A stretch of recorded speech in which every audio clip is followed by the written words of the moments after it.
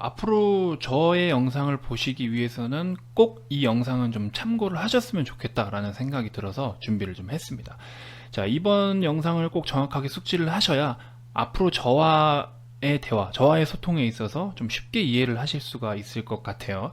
자, 그래서 기본적인 거, 이거는 진짜 차트에서 정말 기본적인 거예요. 교과서를 딱 펼치면 두 번째로 나와야 될 내용인 거죠. 첫 번째는 이제 캔들에 대한 구조와 이해를 아셔야 되는데, 이거는 정말 뭐 기초적인 거라서 거의 뭐 가나다 수준이기 때문에 아마 대부분의 분들이 아실 거라고 생각이 들고요. 제가 생각하건대 기술적 분석에서 이제 그런 기본적인 캔들 다음으로 좀 중요한 거, 캔들 다음으로 좀 익히셔야 할 내용은 바로 이 지지와 저항이 아닐까 하는 생각이 듭니다. 자, 그래서 그 내용에 대해서 함께 살펴보도록 하겠습니다. 자, 지지라는 게 뭘까요?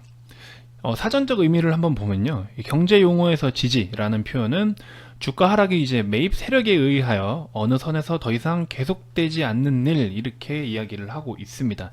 자, 이게 무슨 말일까요?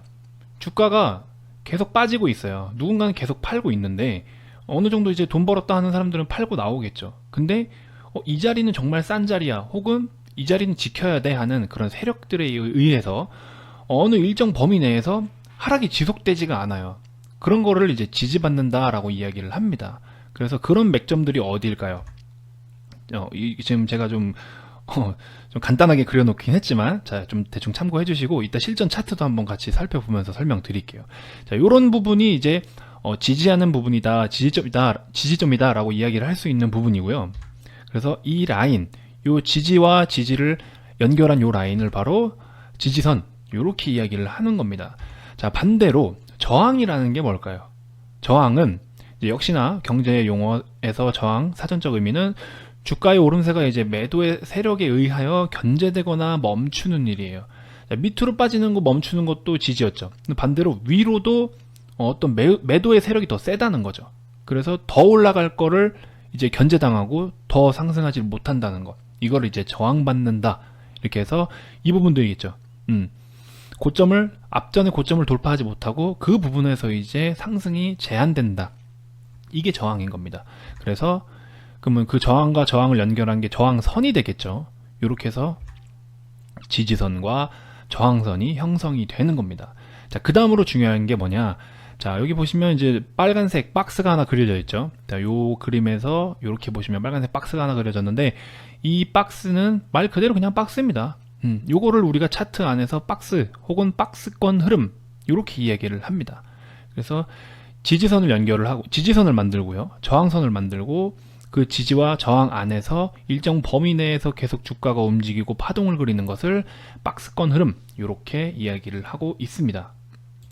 자, 그럼 주가가 이렇게 일정하게 항상 평행으로만 이동하는 경우는 없죠. 꾸준하게 상승을 해줘야 우리 투자자에게도 좀 가장 좋겠죠. 수익을 더 안겨줄 수가 있으니까요. 어쨌든 주가가 계속 지속적으로 올라줘야 되니까. 그래서 어떤 상승 추세를 가파르게 탄 종목들을 보면요, 이런 그림을 띠고 있어요. 보통 이런 그림은 이제 실적주들이 이런 파동을 그리면서 상승을 하는데, 요럴 때도 역시나 이런 그림에서도 제가 지금 따로 빨간색 박스를 못 그렸는데, 자, 이해 좀 해주시고요.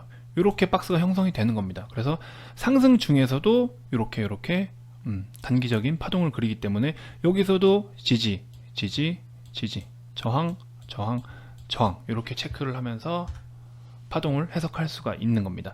자, 그래서 우리 실전 차트를 좀 간단하게 한번 살펴볼게요.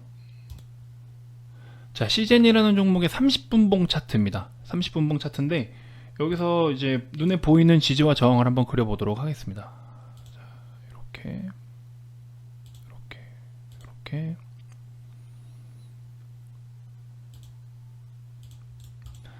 자, 일단은 이쪽부터 보면 어떤 맥점을 가지고 있냐, 박스도 한번 체크를 같이 해볼까요? 자, 어느 정도 하락을 하고 나서 요 안에서 이제 머물러 있죠.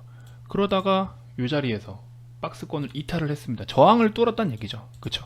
저항을 뚫어준 그런 자리가 되겠고, 자, 여기는 이제 나중에 제가 영상에서 한번 설명을 드릴 텐데요, 이 자리는 이제 헤드앤숄더 패턴이라는 그런 패턴이에요.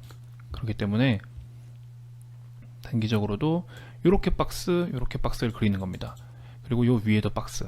자, 이런 식으로 박스를 그릴 수가 있겠고, 또 아난티라는 종목도 한번 같이 살펴볼게요. 이 종목에서도 이제 볼 수 있는 그림이 많은데,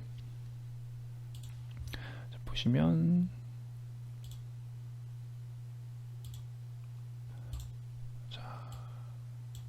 이렇게 놓고 보면 요 안에 박스가 그려져 있죠. 자, 그 다음에 이제 추세를 타고 하방으로 향하고 있죠. 이렇게 박스를 또 그릴 수가 있겠죠. 이렇게 박스권, 그 다음에 다시 한번 또 새로운 박스권, 돌파하면 또 상승 추세 박스권, 그리고 다시 이 자리에서는 또 횡보하는 박스권, 그 다음에 이렇게 한번 또 급등을 하고 나면은 새로운 박스권을 형성을 하기 위해서 추가적인 상승을 보이니까 이렇게 또 박스권. 자, 보이시나요? 뭐 이렇게 보면 좀 어렵긴 할 수도 있어요. 처음 보시는 분들은. 자, 이런 식으로 요 안에서 이제 놀고 있잖아요. 그럼 우리가 이 안에서 지지다 생각하는 부분 해서 매수를 하시면 되는 거고, 이탈한다 그러면 손절하면 되는 거예요. 자, 그리고 반대로 또 하락을 하고 있을 때 어느 정도 한 번에 고점 타점과 저점 타점이 만들어지면 박스를 이제 예상을 할 수가 있어요. 그럼 이제 박스권 흐름 또 이어왔죠. 자, 다시 한번 이런 하락 추세, 요건 이제 하락 추세선으로도 불리긴 하는데, 하락 추세를 벗어난 구간 보세요. 마침 이평선이 21선과 61선, 이제 골든 크로스 자리가 나타나잖아요. 그러면 추세를 전환할 수 있다는 뜻이라는 거죠.